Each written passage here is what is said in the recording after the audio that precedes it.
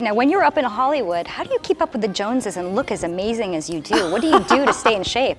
It's not easy. No. But I am absolutely in love with the bar method. The bar method is absolutely one of the great things about working out, but another great way to work out and de-stress and stretch out is foam rolling. And Chris Machine is going to tell us a little bit about that at the Sporting Club San Diego.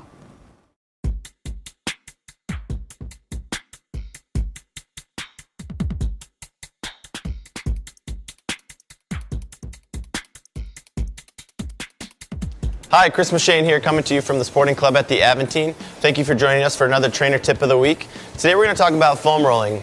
Foam rolling is a really important aspect of your training that you should be incorporating before every workout that you do. I'm going to show you a couple exercises today that you can easily incorporate to any workout. Today we have Danny with us. He's going to be helping us with some of the exercises, so let's get right to it. So first thing we're going to start here with is the calves. So to start with the calves, what we're going to do is have Danny sit on the ground. He's going to put both calves on the foam roller, and all I'm going to have him do is cross one foot over the other. Okay? The goal when you're foam rolling is put the most amount of pressure down using gravity to apply pressure. So what I'm going to have him do is he's going to lift his body off the ground, and then he's just going to pull his calf through that foam roller, again massaging out any tension that he might have there. So what you're looking for is any tender spots. You want to make sure you remember you have an inside and outside of your calf, so make sure you get to the outside, you get to the inside, and you work high to low as well. Okay, let's try the other side.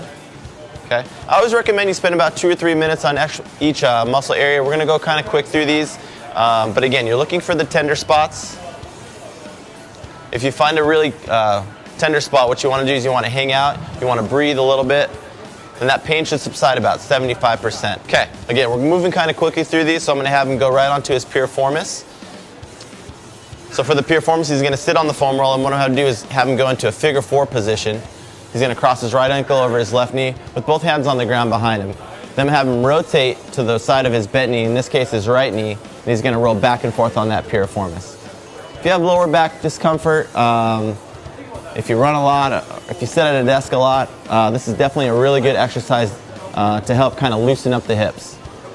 Awesome. Okay, all right, last one I'm going to show you some thoracic mobility. For this one, I'm going to have Danny lie on the foam roller right where his shoulder blades are. We're just going to start by warming him up by having him pass through his entire thoracic spine. So the thoracic spine starts at the bottom rib cage and all the way to the top. He's going to lift his hips off the ground, then he's going to go back from the bottom all the way to the top for a couple passes just to get warmed up, and then we'll get into our exercise.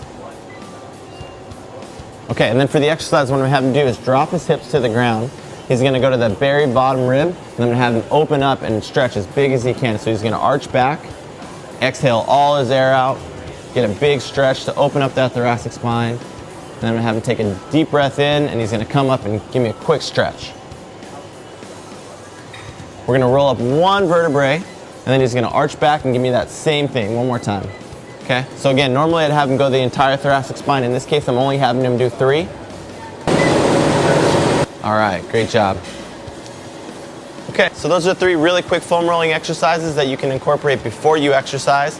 Foam rolling helps increase mobility, increases range of motion, and more importantly, helps reduce the risk of injury. Hope you learned a couple things that you can use next time at the gym. Thanks for joining us for another trainer tip of the week.